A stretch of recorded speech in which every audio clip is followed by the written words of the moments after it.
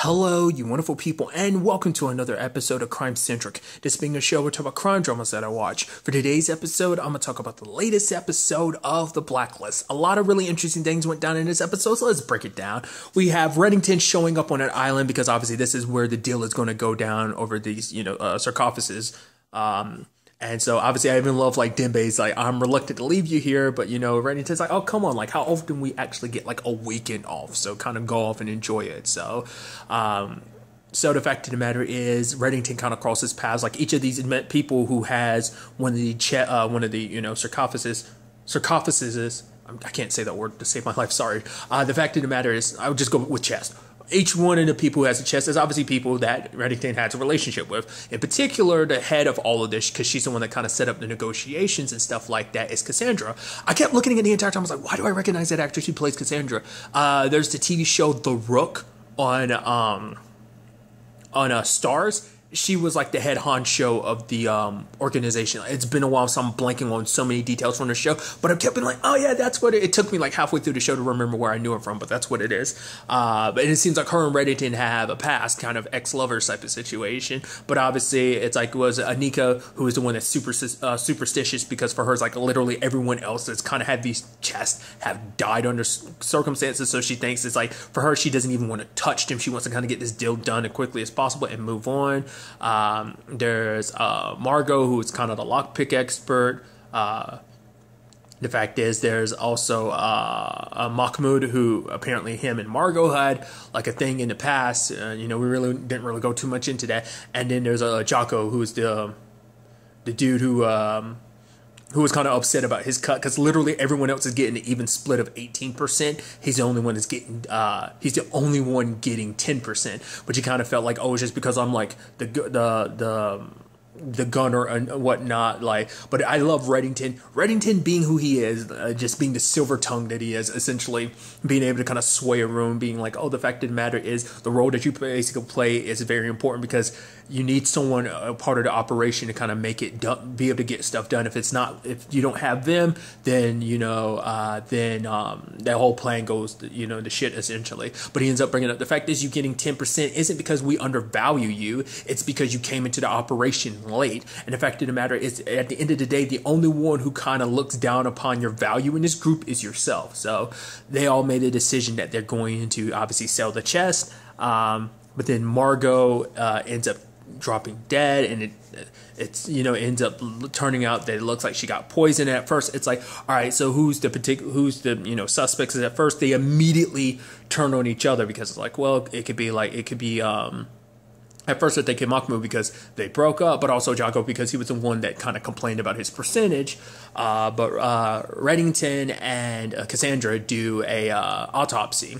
And obviously during that entire talk, they're kind of talking back and forth, kind of a little bit about their history and stuff like that. And then basically for him, it's like they were supposed to steal 30 million, but he ended up stealing 40 million. So it's like Cassandra kind of lied to him. And then she's like, oh, the only reason why, because she's like, I thought we were going to kind of have we were going to go off and kind of disappear together, but you ended up leaving ahead of time. So for her, it's like she was a little like heartbroken and confused, and basically saying the reason why she kind of did what she did was because he was already kind of had one foot out the door. She wasn't sure about why, but that's kind of why she kind of handled things the way she did, and like they've kind of had their distance ever since. But the fact of the matter is, Margot was poisoned, but it is a thing of like, oh, like who's just, like I said, the suspect amongst them. And I like that it starts off a very because I like episodes like this, because it is kind of like a very instant, like they kind of reference it later on, but I'll get to it, but it's a very Clue-like episode. And I was like, ooh, because I kind of got the feeling like the moment they were on the island, I'm like, it's going to turn into a murder mystery, isn't it? Didn't take the route I thought it was going to, because obviously slowly, one by one, everyone ends up dropping dead, because Jocko ends up getting his finger sliced off because he was killed because they were torturing him for information. But obviously it seems like it's not about the boxes, because it's like, well, his is still here, so what's that about? Because at first it's like, well, obviously it must be about the money, someone killing off the others to get a percentage. Mahmoud ended up blowing open a safe to get a weapon, but at the same time Anika is dying. You can almost tell, because like every time she's using her inhaler, it's like, oh, she's getting worse and worse. So like they poisoned it, and obviously Mahmoud's paranoia is making him thinking Cassandra did it, and Reddington ended up having to put him down. It's kind of, I'm sure it was more so that, but it's interesting because I'll not forget his hearing is also messed up too. But I'm sure that had nothing to do with it. But I just think it's interesting because for him, it's like as an explosives expert, like his hearing is kind of like a byproduct. Losing his hearing is kind of a byproduct of it. But at the end of the day, it's like, obviously Reddington's like, okay, so Cassandra, like, you're right. I didn't believe you back then and I don't believe you now. So kind of tell the truth. So, and that's what I was thinking was interesting. I was like, oh, it kind of has no choice but to be Cassandra, not unless she's going to play a double bluff. But it's like, no. And that's why I'm kind of thinking it's so interesting because it literally was none of them were the suspect. It turns out that basically the reason why Cassandra's here is she ended up getting caught and basically ended up having to plead a deal. She wasn't going to sell out the group, the other 5 that show up. She was actually going to make sure that none of their names were kind of going to get brought up or brought into this situation. It's like basically she was to retrieve these boxes because essentially the dig site they were originally found in, like a CIA agent would meet up with like Turkish connections, and it seems like, oh, this is about a CIA agent who is trying to protect the name of American soldiers within the Turkish government type of situation. So, but before the CIA agent died, he put them in like a micro dot on one of the chests, and that's what her job was, to retrieve the chest. But then Reddington kind of pieced it together to like, this isn't about other, like, it's like, oh, so the CIA wants it, but then it's like, no, like, there's got to be something kind of more to this. So I did like the fact is that obviously Reddington kind of regaling us a little bit more about, because it's so interesting when you hear, it's one of those things that you kind of don't think about, but then you think about it even more. Like in this instance of when Reddington's talking about, oh, his childhood, or like, oh, his dad kind of thought of himself as kind of like an entomologist. And, because the whole thing about like, oh, like to make a microscope, all you need is like, what was it? 2 converse lenses side by side to kind of essentially get you like the what a lens can do. The lens of like a microscope kind of works. And I thought that was so interesting because you immediately go like, yeah, but at the same time, it's like he's always lived a double life, always pretending to be Reddington, pretending to be someone else. So it's like, are those stories you're actually telling from Reddington's perspective, or are those your actual own stories? And I thought that was such a fascinating little kind of distinction and conversation. And but for Reddington, he loved it because immediately when he got his makeshift microscope, he went out there in the backyard because it's like now he had access to a world he could never see before. And then Cassandra's like, yeah, like time to time stuff kind of pops up to kind of make you realize like what you've been kind of missing in front of you the entire time. And I liked Reddington basically explaining the reason why he didn't go off with Cassandra wasn't about the money situation, about her kind of lying about that. It's because he had other obligations. That's why he left. And it's like, right. It's like, yeah, because I found out it's like the girl you're obligated to. And I was like, oh, so basically the entire series, like they were together up until the beginning of the series. That's where things kind of split off for them. I was like, oh, that's kind of interesting to kind of bring it full circle like that. That basically he showed up because he found out, Tom wasn't who he said he was. And so it was a situation of, oh, I got to look out for her best interest in it, in that regard. So he was, he showed up. So he ended up kind of leaving behind someone he cares about very deeply for Liz. And I think that speaks volumes, but also it's like because he did feel obligated to. So, but now it's like, oh, do you have any more obligations? And for him, it's like the only obligation he has left is go into Agnes's play.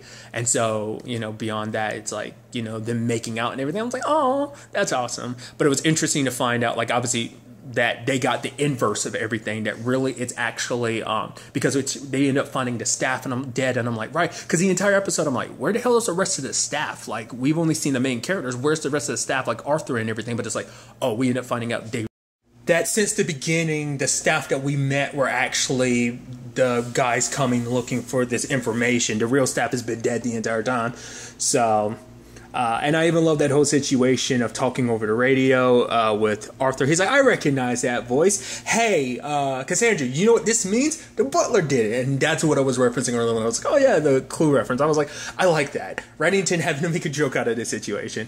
But the fact of the matter is, and I love Reddington, like, oh my God, I know exactly who you are. You're Cornelius. And the guy kind of looked almost like, how the hell do you know who I am? It's like, but he immediately recognizes who Cornelius is. And it's like, oh, that's why you're doing all this stuff. It's like, and it's like, well, we actually, he's like, or, you hand us over to, the boxes, or the fact of the matter is, and we might, and I might consider letting you live. He's like, let me think about it. And he pauses, and Cornelius is like, you'll think of it as like, and we thought about it, and we're going to say that's kind of a no. So we're going to take the boxes and get off this island. It's kind of the, their plan. So they systematically start going through killing everyone. I forgot to talk about it because the whole point was like they were under. It was initially like, oh, these are names of undercover Americans in the Turkish government, when in actuality it's Turkish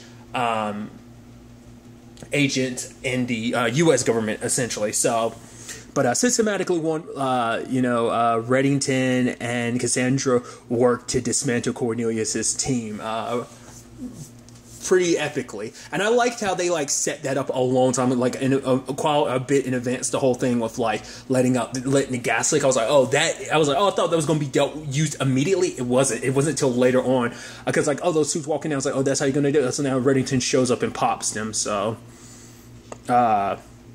Reddington kind of getting in with that last kill, literally going behind the dude, slitting his neck with a knife and everything.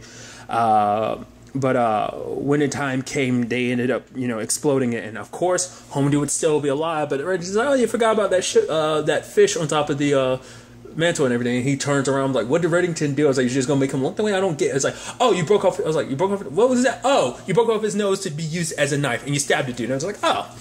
And then I didn't literally, as all the death comes to an end, it's like, look, it stops snowing. And you're just looking out the window. It's almost like the sun's shining, and it's like this beautiful moment, just like them holding each other. It's like looks like a postcard moment, except for all the dead bodies behind them. I don't know, just the context of that is just kind of wild and crazy to me.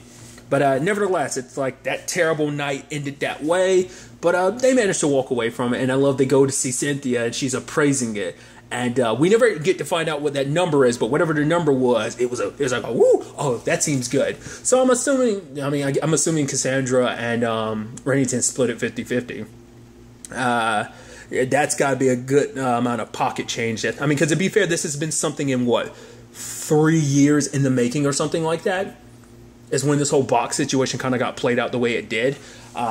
Something of that nature. So this has, been a payoff they've been waiting for. So sadly they couldn't share it with others, but they kind of got hella paid off of it. So it's like, our next stop is kind of, how about France? But, Cassandra's like, don't you have one more obligation? And they all go to see Agnes's performance. And I love seeing, Cooper, Aram, and Wrestler along with Liz being in the crowd. It was kind of adorable. And then even Reddington enjoying the performance, he's just like, I just thought it was kind of neat. And when it's all said and done, it's like, all right. And Reddington's like, are you ready to go? She's like, no. Well, she's like, yes, I'm ready to say goodbye. He's like, wait, what? For her, it's like, you might have started this. You might have came to this here out of an obligation, but you stayed out of love. Because once again, Liz is not his. And she's kind of known that for some time, but the fact of the matter is he's still always been by her side. He still treats her like she's actually his daughter despite everything. So